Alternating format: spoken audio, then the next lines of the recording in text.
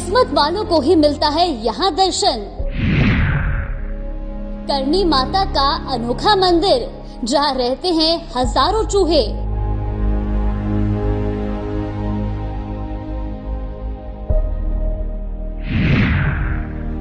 माता के साथ साथ चूहों की भी की जाती है पूजा। चूहों का दर्शन माना जाता है मंगलकारी। काबा के नाम से प्रसिद्ध है चूहे।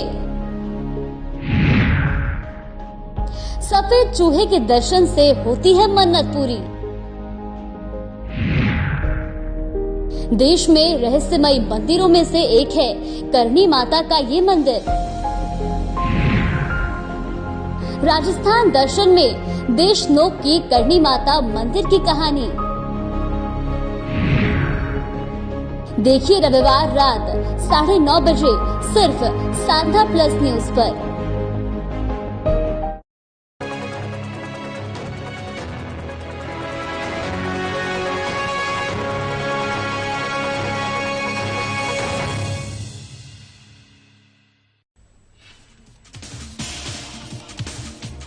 जयपुर दौरे पर नवनिर्वाचित विधायक अनिल शर्मा, कैबिनेट मंत्री प्रताप सिंह खचरियावास से की मुलाकात। कहा राहुल गांधी की यात्रा में चल रहे लाखों लोग। दिलवाड़ा में प्लॉट के धुएं के कारण किसान परेशान, शिकायत के बावजूद भी परेशान, प्रशासन नहीं कर रही कार्रवाई। जयपुर में पिछले साल की तुलना में अपराध ज्यादा, राजधानी में हत्या 15%, डकैती 75% बढ़ी, पर्स स्नैचिंग के 141 नए मामले। बीकानेर में ऑस्ट्रा हिंदी 22 का हुआ समापन, 14 दिन से चल रहा था अभ्यास। भारत और ऑस्ट्रेलिया ने किया संयुक्त अभ्यास। राजस्थान में सर्दी का सतम जारी, तापमान में आई गिरावट, माउंट आबू में सबसे कम तापमान हुआ दर्ज। नमस्कार, बहुत बहुत स्वागत है राजस्थान के हमारे इस खास बुलेटिन में। मैं हूं आपके साथ दिव्या सिंह। खबरों की शुरुआत करते हैं। सकारात्मक सोच से संभव है सर्व कल्याण। सकारात्मक सोच वह मंत्र है जिससे समाज की हर समस्या सुलझाई जा सकती है। विकास की राह पर बढ़कर देश को आत्मनिर्भर बनाया जा सकता है। नवीन भारद्वाज इस मंत्र से सर्व कल्याण के लिए यथासंभव दिशा दर्शन करते हैं। और तो आइए जानते हैं राजस्थान म्यूनिसिपल एडमिनिस्ट्रेटिव सर्विस राज्य सेवा करने वाले एक सफल अधिकारी की कहानी, उन्हीं की जुबानी हमारे ब्यूरो चीफ पूजा जोशी के साथ। सकारात्मक सोच वह मंत्र है जिससे समाज की हर समस्या सुलझाई जा सकती है। विकास की राह पर बढ़कर देश को आत्मनिर्भर बनाया जा सकता है। ऐसा ही कुछ सपना पूरा कर आज जीवन की हर मुश्किल को आसान बनाकर एक सफल अधिकारी बनी नवीन भारद्वाज जी। आइए मिलते हैं ऐसे ही खास शख्सियत से हमारे खास मुलाकात प्रोग्राम में। साधना प्लस के खास मुलाकात कार्यक्रम में आपका सर बहुत बहुत स्वागत है। धन्यवाद मैम, बहुत बहुत धन्यवाद। सबसे पहले हम आपकी जीवनी के बारे में जानना चाहेंगे। आपके अच्छे बुरे कुछ पहलू, कुछ यादगार पल आज हमारे साथ आप साझा करें। देखिए, मैं मूल रूप से राजस्थान के भरतपुर जिले के एक छोटा सा गांव खडेरा है, वहाँ का रहने वाला हूँ। प्राइमरी मेरी जो एजुकेशन है वो भरतपुर में हुई और मेरी कॉलेज और पोस्ट ग्रेजुएशन मैंने जयपुर में आकर के करी है। बीएससी, एमए और बीएड मैंने किया हुआ है। राजस्थान म्यूनिसिपल एडमिनिस्ट्रेटिव सर्विसेज में आने से पहले मैं राजस्थान एजुकेशन सर्विस में टीचर के तौर पर काम कर चुका हूँ। उसके बाद 1 सितंबर 2008 को मैंने Rajasthan municipal administrative service join किया। अच्छे और बुरे पर का जैसे होता है कि एक छोटे से गांव से आकर के बड़े शहर में आकर के पढ़ाई करना और अपने आप को सक्सेस करना एक बड़ा चुनौतीपूर्ण काम होता है। इस तरीके के माहौल में आकर के और अपने आप को ढालना और फिर बड़े शहर में रहने वाले लोगों को कॉम्पीट करके, ओवरकम करके और फिर अपनी सफलता होना, तो उसमें कुछ चैलेंज थे जो ओवरकम किए और हम आज इस सर्विस में लगभग 14 साल से सेवा। अगर सर आपकी करियर की बात की जाए तो आपने आपकी करियर की शुरुआत कैसे की और कब की? हाँ, करियर की शुरुआत जैसे स्कूलिंग तक तो बच्चे थोड़ा सा अवेयर होते नहीं, लेकिन 12th के बाद कोशिश करी थी पहले मेडिकल में जाने की, लेकिन किसी कारण वो सक्सेस नहीं हो पाए, तो उससे मैं टूटा नहीं। मेडिकल एग्जाम में फेल होने के बाद मैंने बीएससी जयपुर महाराजा कॉलेज से किया और यहाँ पर रहने के दौरान मैंने राजस्थान एडमिनिस्ट्रेटिव सर्विसेज की तैयारी करी और 2 बार मैं इसके इंटरव्यू में गया। इसी दौरान जो राजस्थान म्युनिसिपल एडमिनिस्ट्रेटिव कैडर की पोस्टिंग निकली हुई थी और उसको मैंने जब एग्जाम दिया तो उसमें मुझे कुछ सफलता मिली। उससे पहले मैं टीचर रहा, तो ये उतार चढ़ाव थे, कुछ एग्जाम में फेल होना, फिर फेल होने के बाद फिर वापस से पास होना और अपने आप को सक्सेस करना। तो ये संघर्ष के स्टूडेंट लाइफ के दिन थे जिनको अच्छे से चुनौती के रूप में लिया और एक सफलता के रूप में यहाँ पे आके पहुंचे। शासकीय सेवा में आने की सरवजह? देखिए, शासकीय सेवा एक ऐसी सेवा है जिसमें आम जनता के लिए करने के लिए बहुत बड़ा स्कोप होता है और जिस सर्विस का मैं सदस्य हूँ, राजस्थान म्युनिसिपल एडमिनिस्ट्रेटिव सर्विसेज, हमारी जो डिपार्टमेंट है वो लगभग 58 टाइप की सर्विसेज पब्लिक को उपलब्ध कराती है। तो ये आकर के एक सेटिस्फेक्शन होता है इस तरीके की सर्विसेज में, जहां बहुत तरीके के काम आप जनता की सेवा के लिए कर सकते हैं। स्ट्रीट लाइट है, रोड है, नाली है, सीवर है, आपका गार्डन है, इतने सारे पट्टे हैं, किसी के टाइटल देना है किसी को, तो एक इतना बड़ा क्षेत्र होता है कि इस क्षेत्र में आकर के और आप जनता की एक बहुत बड़े स्पेक्ट्रम में जाके सेवा कर सकते हैं। तो एक ललक थी कि हम किसी ऐसी ऑर्गेनाइजेशन में जाएं, ऐसी सर्विस में जाएं जहां आम जनता के दिलों में हम खुशी पैदा कर सके। तो इसलिए एक वजह रही कि हम इस सेवा में। प्रेरणा की अगर हम बात करें तो आपकी प्रेरणा स्रोत कौन कौन है? देखिए, पहली प्रेरणा तो अपनी माँ ही होती है। माँ की इच्छा होती है कि मेरे बच्चे अच्छी सी सर्विस में जाए। दूसरा, मेरे बड़े भाई अरविंद भारद्वाज, जिन्होंने मेरे को हर समय प्रेरित किया संघर्ष करें और जीवन में सफल बने, और उनकी प्रेरणा से जो है मैं इस सेवा में आया और सफल हुआ। अगर हम चुनौतियों की बात करें तो हर किसी के जीवन में चुनौतियां होती है और हर किसी के जीवन में संघर्ष होता है। आपके जीवन में क्या चुनौतियां रही? देखिए, चुनौतियां बिल्कुल लाइफ में, हर किसी की लाइफ में चुनौतियां होती है। मैं जैसा कि पहले मैंने आपको बताया, मैं भरतपुर जिले के एक छोटे से गांव खडेरा में हिंदी मीडियम से पढ़ा हुआ स्टूडेंट था, जो कभी किसी कॉन्वेंट और इंग्लिश मीडियम में नहीं पढ़ा। वहां से आकर भरतपुर जिला मुख्यालय पे एजुकेशन ली और फिर जयपुर जैसे महानगर में आकर के और महाराजा कॉलेज जैसे बड़े कॉलेज में एडमिशन लेना, जहां पर बड़ी मुश्किल से एडमिशन होते हैं। तो संघर्ष करके यहाँ पर आए और फिर ऐसे लोगों के बीच में जो राजस्थान भर से स्टूडेंट आते हैं और उनके बीच में आप मेहनत करके अपनी पहचान बनाना और सफलता हासिल करना एक बहुत बड़ी चुनौती थी। लेकिन बड़े लोगों की प्रेरणा, अपने शिक्षकों की प्रेरणा, उससे एक टारगेटेड प्लान तैयार किया और उस टारगेट की जब हम बढ़े तो इन चुनौतियों को पार करके हम सफल हुए। आपके दायित्व की हम बात करें तो वर्तमान दायित्व के दृष्टिकोण क्या क्या है? देखिए, वर्तमान में मैं राजस्थान सरकार के द्वारा इंदिरा रसोई योजना जो चलाई जा रही है उसके स्टेट नोडल ऑफिसर के रूप में कार्यरत हूँ। इंदिरा रसोई योजना राजस्थान सरकार की एक बहुत महत्वपूर्ण फ्लैगशिप योजना है, जिसमें शहरी क्षेत्र में रहने वाला कोई भी व्यक्ति या शहरी क्षेत्र में कहीं से भी आने वाला कोई व्यक्ति, चाहे वो गरीब है, अमीर है, वो कोई लेबर क्लास है या कोई पेशेंट का परिजन है या कोई रिक्शा चलाने वाला है, कोई भी ऐसा व्यक्ति जिसके पास में पौष्टिक और शुद्ध खाना खाने के लिए पर्याप्त पैसा नहीं है, संसाधन नहीं है, उसके लिए राजस्थान सरकार ने एक स्कीम चलाई है कि उसको सम्मान पूर्वक बैठा करके पौष्टिक और गर्म खाना उसके आसपास उपलब्ध कराया जाए। एक महत्वपूर्ण योजना है जिसको इस समय मैं राजस्थान सरकार के स्टेट नोडल ऑफिसर के रूप में डील कर रहा हूँ। एक बहुत चुनौतीपूर्ण एक योजना थी कि पूरे म्युनिसिपल एरिया में 1000 रसोइयां चलाना और उनकी क्वालिटी पर नियंत्रण रखना और वहां से जो लोगों के परिवार आते हैं, शिकायतें आती है, उनका समयबद्ध रूप से निस्तारण करना और ऐसे लोगों को सस्ता और शुद्ध पौष्टिक भोजन उपलब्ध कराना एक बहुत बड़ी चुनौती है। आज हम 1000 रसोइयां राजस्थान भर में रन कर रहे हैं, जिसमें अब तक लगभग 8 करोड़ लोग 8 रुपए में खाना खा चुके हैं। इसमें 8 रुपया बेनिफिशियरी को देना होता है और 17 रुपया राज्य सरकार की ओर से सब्सिडी दी जाती है। तो मैं मानता हूं कि आज की डेट में 8 रुपए में आप एक कप चाय की आशा नहीं कर सकते। उसमें आम लोगों के लिए भरपेट और शुद्ध और पौष्टिक भोजन सम्मान के साथ बैठा करके उपलब्ध कराना एक बड़ी चुनौती है और जिसको हम बखूबी राजस्थान सरकार के निर्देशों से पालना कर रहे हैं। और इसमें आम जनता के लिए हम कोई भी भूखा ना सोए के जो सपना है उसको साकार करने का प्रयास कर रहे हैं। अगर सर आपकी अचीवमेंट्स की बात करें तो जीवन में क्या क्या अचीवमेंट्स आपकी रही है?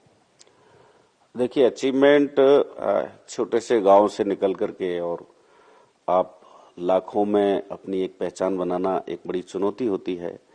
और ऐसी चुनौती जब आपके पास में बड़ा फाइनेंशियल सपोर्ट ना हो, कोई बहुत बड़ा कोई आपके पास में सहारा ना हो, और उसको फिर सभी को ओवरकम करके आना, हिंदी मीडियम से इंग्लिश मीडियम के बच्चों को आकर कॉम्पीट करना एक बहुत बड़ी चुनौती थी। लेकिन आप यदि कोई लक्ष्य निर्धारित कर लेते हैं और लक्ष्य निर्धारित करते हैं तो कोई भी किसान का बच्चा, गरीब का बच्चा इस लोकतंत्र में अपनी मेहनत के बल पर सफलता हासिल कर सकता है।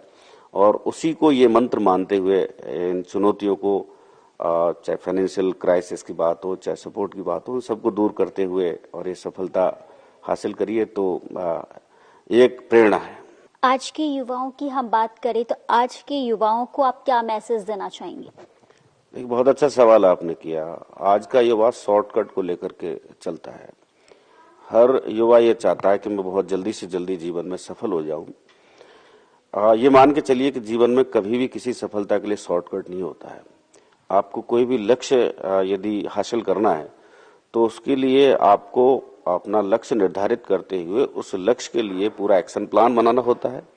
जो दूरगामी एक्शन प्लान और शॉर्ट जो है दोनों तरीके के एक्शन प्लान होते हैं, उनमें हो सकता है आपको उस लक्ष्य को हासिल करने में कई बार असफलताएं मिलें, लेकिन असफलताओं से कभी घबराना नहीं चाहिए। हर असफलता आपको कोई ना कोई तजुर्बा देके जाती है, सीख देके जाती है। और आपने जो गलतियां असफल होने के दौरान की, उनको नोट करके और उनको आप निराकरण करके यदि आप अपने पथ पर बढ़ेंगे तो ईश्वर कभी ना कभी आपकी मेहनत का फल देगा और आप अपने लक्ष्य को हासिल करेंगे। आज हमने हमारे खास मुलाकात कार्यक्रम में आपको खास शख्सियत से मिलवाया और ऐसे ही आगे भी हम हमारी खास मुलाकात कार्यक्रम में हर शख्सियत से मिलवाते रहेंगे। तब तक के लिए दीजिए मुझे इजाजत। नमस्कार।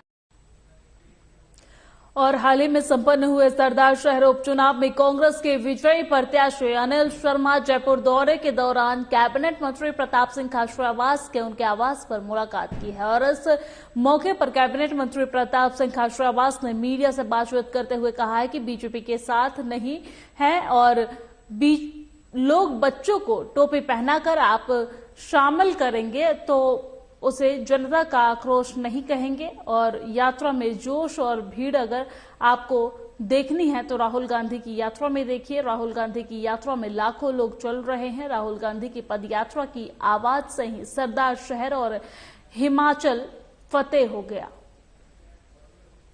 देखिए, बीजेपी के साथ लोग नहीं है। बच्चों को आप इकट्ठा करके उनको टोपी पहना के जन आक्रोश यात्रा निकालो। जन आक्रोश यात्रा के रथों को उल्टा कर दिया। लोगों में यात्रा को यदि कहीं देखना है जिसको यात्रा कहते हैं तो राहुल गांधी की यात्रा देखो। लाखों लोग चल रहे हैं राहुल गांधी के साथ और पूरे देश में पूरा देश उमड़ गया। राहुल गांधी अभी तो सड़कों पे निकले, गुजरात और हिमाचल में नहीं गए। तो राहुल गांधी की पदयात्रा की आवाज से ही आप ये बताओ कि हिमाचल प्रदेश जीत गए, राजस्थान सरदार शहर जीत गए, बहुत जगह रिजल्ट आ गए। अब वो कह रहे हैं आओ आओ जल्दी राहुल गांधी सब जगह आएंगे, उसके बाद इनका सुपड़ा साफ हो जाएगा। भारत जोड़ो यात्रा में हमारे सर्वोच्च नेता राहुल गांधी खुद पदयात्रा कर रहे हैं। पदयात्रा के सूर इतने अच्छे हैं कि आप बताओ उसके रिजल्ट नजर आ रहे हैं। राजस्थान में 27,000 वोट थे। और आप सुन रहे थे सरदार शहर उपचुनाव में कांग्रेस के विजयी प्रत्याशी अनिल शर्मा को, जो जयपुर दौरे पर हैं। और जयपुर दौरे के दौरान अनिल शर्मा ने कैबिनेट मंत्री पर अनिल शर्मा ने कैबिनेट मंत्री हैं और इस दौरान उन्होंने मिठाई खिलाते हुए बधाई देते नजर आ रहे हैं।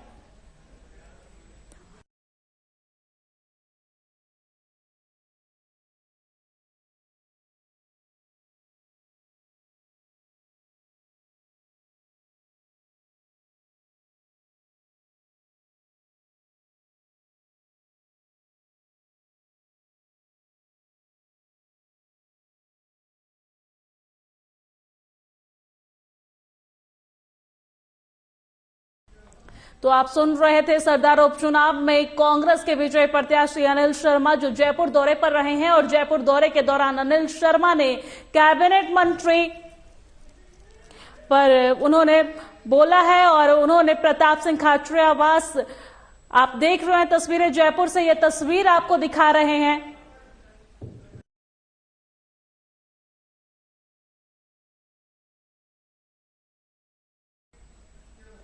और पुलिस आयुक्तालय में पिछले साल की तुलना में इस साल नवंबर तक अपराध 24% तक अधिक दर्ज हुए हैं, और जिसमें गंभीर अपराध में डकैती के 75%, तो वही अपहरण के 29% और हत्या के मामले 15% बढ़ गए हैं। आयुक्तालय के अनुसार शुक्रवार को जारी किए गए आंकड़ों में गत साल के अनुसार इस साल 24%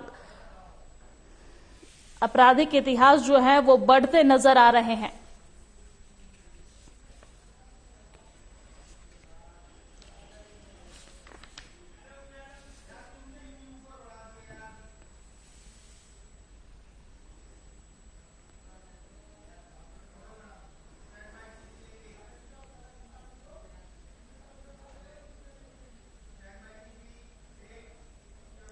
भारत और ऑस्ट्रेलिया की सेनाओं के बीच बीकानेर के महाजन फील्ड फायरिंग रेंज में चल रहे द्विपक्षीय प्रशिक्षण अभ्यास ऑस्ट्रा हिंद 2022 अब समापन की ओर है। पिछले 16 दिनों से चल रहे अभ्यास के दौरान शनिवार को आतंकवादियों की ओर से कब्जा किए हुए एक गांव को मुक्त करवाने के लिए ग्रामीणों को सुरक्षित बचाने का दोनों देशों के सैनिकों ने संयुक्त अभ्यास किया है।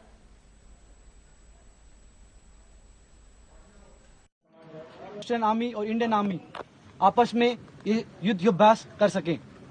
इस युद्धाभ्यास के दौरान हमने अपनी टेक्निक्स और प्रोसीजर ऑस्ट्रेलियन आर्मी को बताए, और उन्होंने भी अपनी जो बेस्ट प्रैक्टिसेस थी वो हमें सिखाई। इस ट्रेनिंग के दौरान हमने अलग अलग हिस्सों में पार्टिसिपेट किया, क्योंकि फायरिंग जिसमें क्लोज क्वार्टर बैटल और sniper firing, unarmed combat area और टैक्टिकल ऑपरेशंस जैसे कि रेड और पेट्रोलिंग में हिस्सा लिया। अभी Indian contingent as a company commander मैं कॉन्फिडेंट हूं कि कल यदि क्राइसिस सिचुएशन आने पर हम ऑस्ट्रेलियन आर्मी के साथ मिलकर एक अच्छा ऑपरेशन कर सकते हैं। और राजस्थान में नए पश्चिमी विक्षोभ का असर नजर आने लगा है। सर्दी का सितम इन दिनों प्रतिदिन बढ़ता ही जा रहा है, तो वही हवा की दिशा में रफ्तार भी बदलने लगी है। तापमान में भी भारी गिरावट देखने को मिल रही है। कुछ जिलों में सर्दी का असर, तो वही शुक्रवार को माउंट आबू में सबसे कम तापमान दर्ज किया गया है। अगर न्यूनतम तापमान की बात की जाए तो अब तक 3 डिग्री पारा दर्ज किया जा चुका है। आपको बता दें कि राज्य के फतेहपुर में 5.5 डिग्री रहा है, तो वही 14 जगह पर रात का पारा 10 डिग्री से नीचे हो गया है। मौसम विभाग के अनुसार बंगाल की खाड़ी में बने नए सिस्टम के असर से आगामी 3 दिन में राजस्थान का कोटा से लेकर उदयपुर संभाग आंशिक रूप से बादलों के साए में रहेगा, तो वही 11 दिसंबर तक तापमान में गिरावट देखी जाएगी।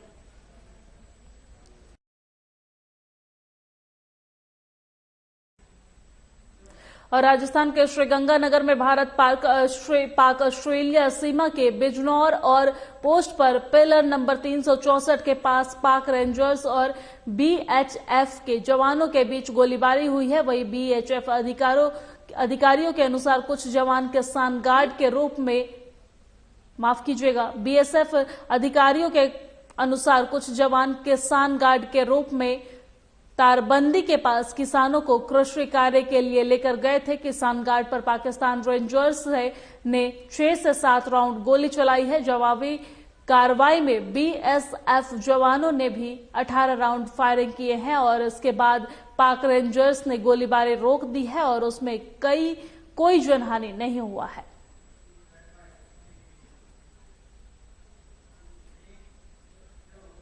जयपुर में मौका था राजस्थानी कॉमेडी फिल्म माजो आ गयो की रिलीजिंग का, और इस फिल्म में वैसे तो कई कलाकार नजर आने वाले हैं, लेकिन पर्दे पर नेहा श्री को देखने के लिए फैंस काफी उत्साहित दिख रहे हैं। आपको बता दें कि नेहा श्री बतौर एक्ट्रेस तांडव, नखराली, भंवरी जैसी कई राजस्थानी फिल्मों में काम कर चुकी हैं, और लेकिन बतौर निर्माता भी उन्होंने कई फिल्मों को बनाई है।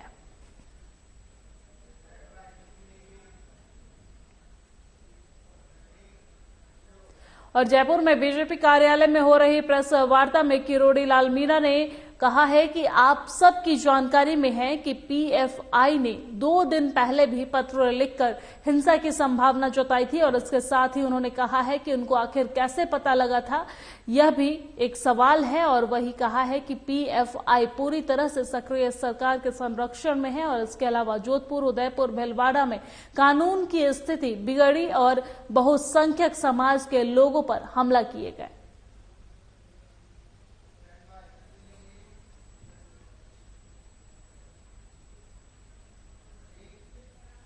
प्रतापनगर पुलिस की सूचना पर मेहंदीपुर बालाजी थाना प्रभारी अजित बड़सरा के निर्देशन में नेशनल हाईवे 21 पर बालाजी मोड़ के समीप नाकाबंदी कर शनिवार रात पुलिस ने नाबालिग से गैंग रेप के 2 आरोपियों को डिटेन कर प्रतापनगर थाना पुलिस को सौंप दिया है। वहीं पुलिस से मिली जानकारी के अनुसार दोनों आरोपी ट्रेलर पर चालक और खलासी का काम करते थे और इसके साथ ही थाना प्रभारी ने बताया है कि आरोपियों ने प्रतापनगर थाना क्षेत्र से एक नाबालिग का अपहरण कर उसके साथ सामूहिक दुष्कर्म कर फरार हो गए थे और जिसे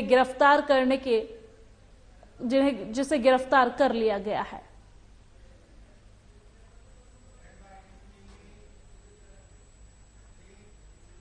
और मेहंदीपुर बालाजी क्षेत्र से गुजर रहे नेशनल हाईवे 21 पर स्थित मानपुर थाने के सिकरी मोड़ के समीप एक बड़ा सड़क हादसा होते होते टल गया है। गनीमत रही है कि हादसे में किसी को कोई गंभीर चोटें नहीं आई है और जानकारी के मुताबिक मेहंदीपुर बालाजी से सवारी लेकर एक बोलेरो गाड़ी बांदीकुई जा रही थी और इस दौरान एक अज्ञात ट्रक ने आगे चल रही गाड़ी को टक्कर मार दी है, जिससे गाड़ी में सवार कई लोगों को मामूली चोटें आई हैं और वही गाड़ी का ड्राइवर घायल हो गया है और इस दौरान गाड़ी को टक्कर मारकर अज्ञात ट्रक मौके से फरार हो गया है।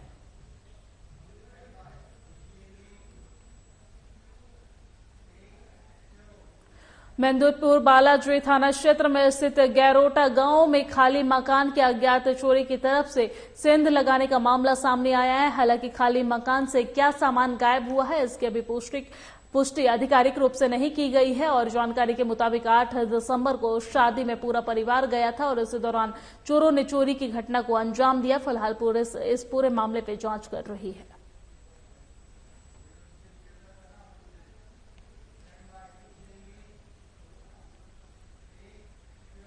भीलवाड़ा जिले के मंडलगढ़ में स्थापित Udaipur development syndicate private limited Golcha group mineral plant में निकलने वाली धूल से ग्रामीणों को खुली हवा में सांस लेना दुभर हो गया है और वही किसानों की खेती की फसलों की पैदावार भी घटती जा रही है और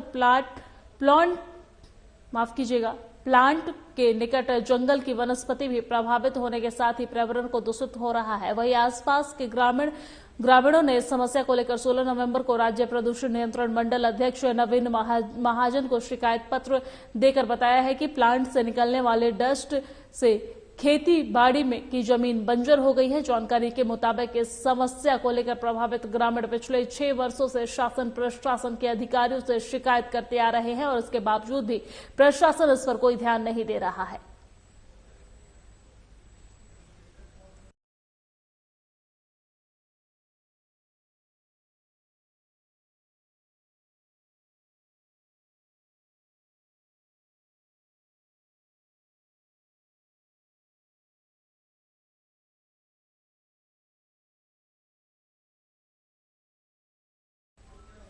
और राजस्थान के श्रीगंगानगर में भारत पाक ऑस्ट्रेलिया अंतर्राष्ट्रीय सीमा के बिंजोर और पोस्ट पर पिलर नंबर 364 के पास पार्क रेंजर्स और बीएसएफ के जवानों के बीच गोलीबारी हुई है। बीएसएफ अधिकारियों के अनुसार कुछ जवान किसान गार्ड के रूप में तारबंदी के पास कृषि कार्य के लिए लेकर गए थे और किसान गार्ड पर पाकिस्तान रेंजर्स ने 6 से 7 राउंड गोली चलाई है।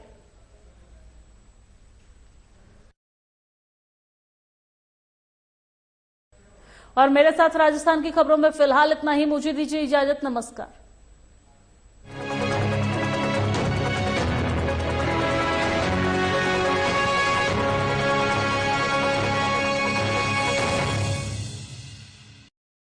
करनी माता का अनोखा मंदिर जहां रहते हैं हजारों चूहे।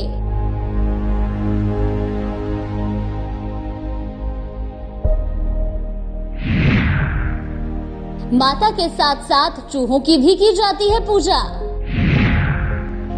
चूहों का दर्शन माना जाता है मंगलकारी। काबा के नाम से प्रसिद्ध है चूहे। सफेद चूहे के दर्शन से होती है मन्नत पूरी। देश में रहस्यमयी मंदिरों में से एक है करणी माता का ये मंदिर। राजस्थान दर्शन में देशनोक की करणी माता मंदिर की कहानी। देखिए रविवार रात 9:30 बजे सिर्फ साधा प्लस न्यूज पर।